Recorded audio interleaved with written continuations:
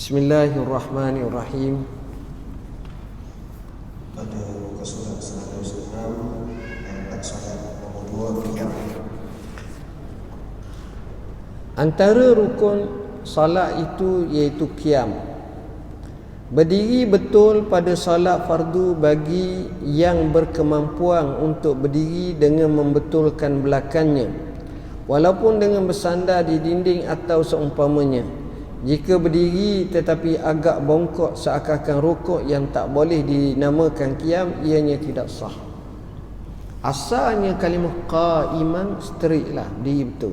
Salli qa'iman, mu berdirilah, mu semayanglah dalam hal keadaan berdiri.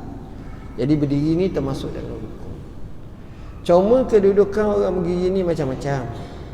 Ada orang tu pincang kaki, jadi nampak sengit lah. Ada orang tu jenis umpamanya dia ni bokok. Bokok dia macam mana? Tapi kalaulah sahaja membongkokkan sehingga tidak menampakkan kekiamannya ataupun sifat berdirinya, orang panggil rokok, maka tak sah. Tapi kalau dia jenis bongkok, ada istilah orang kita kalau orang tua namanya bokok 3. Ada terpaksa, tak apa. Ada tu imam tu pegang ni, tapi kerana tua sangat dia tu, dia berdiri, tak apa gitu. Ada orang tua dulu saya pernah tengok, tua bokok, sebab dia panjat pokoknya, jatuh jadi patah, jadi bokok dia. Jadi kalau bokok macam tu, walaupun dia qiyam pun macam rokok dah, tak apalah. Sebab itu sahaja yang dimampukan. Orang sleep disc, orang yang tak boleh ni sakit belakang kena tunduk gitu je, ikut sekadar kemampuan. Wattaqullah mastata'tum. Tapi kalau boleh dia cuba tak tu. Daripada sini satu peringatan. Dan inilah yang difatwakan oleh guru kami Syekh Muhammadul Mukhtar Asy-Shinqiti.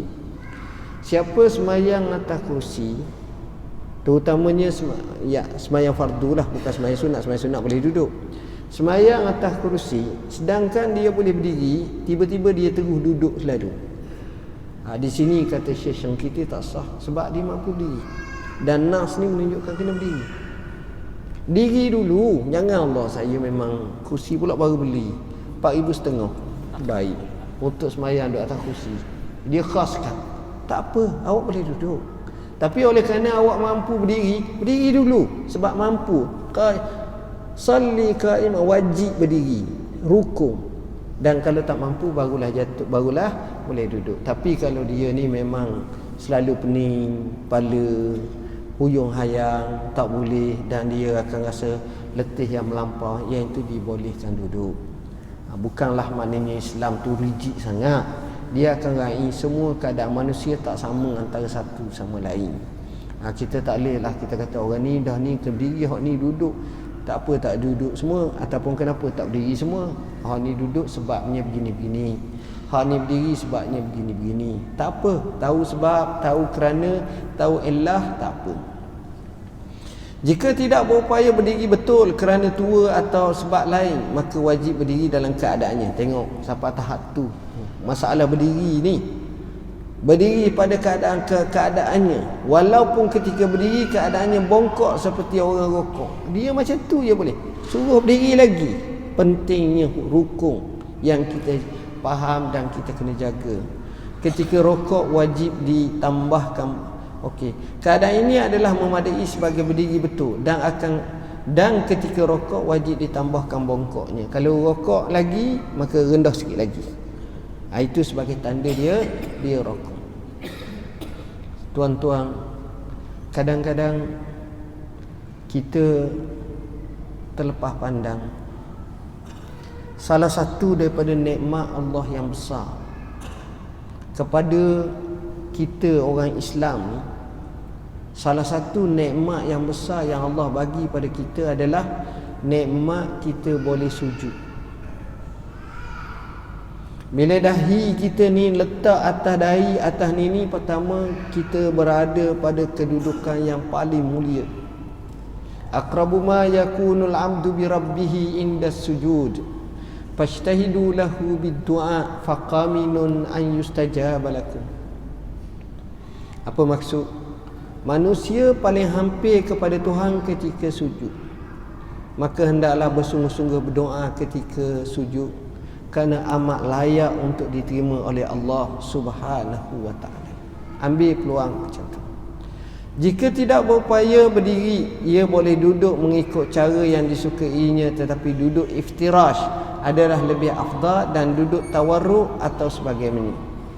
Ada orang dia duduk secara tahiyat awal, ada orang duduk seperti tahiyat akhir, dan ada juga pandangan ulama seperti mazhab Hambali boleh duduk secara bersila.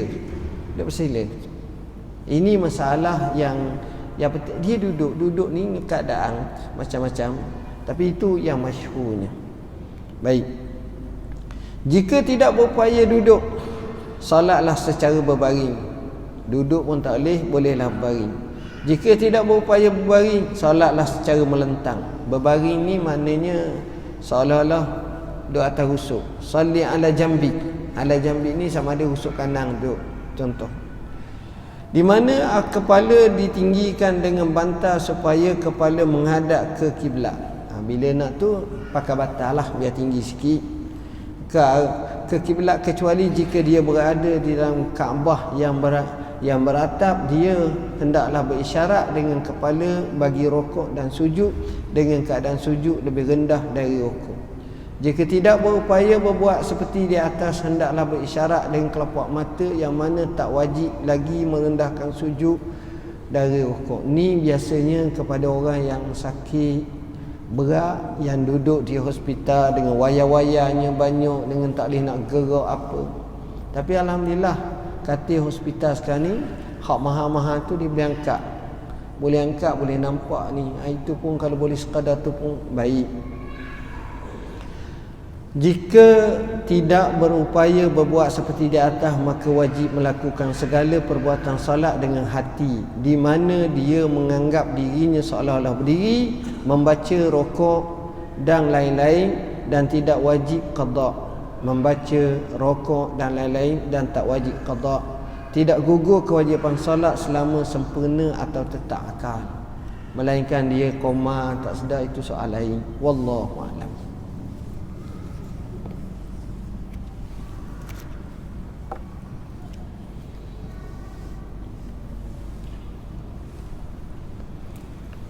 Bismillahirrahmanirrahim. Kita bincang kitab Matan Jawharatut Tauhid.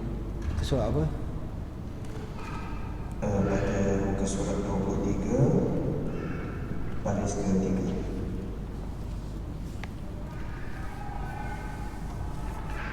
Dan hayat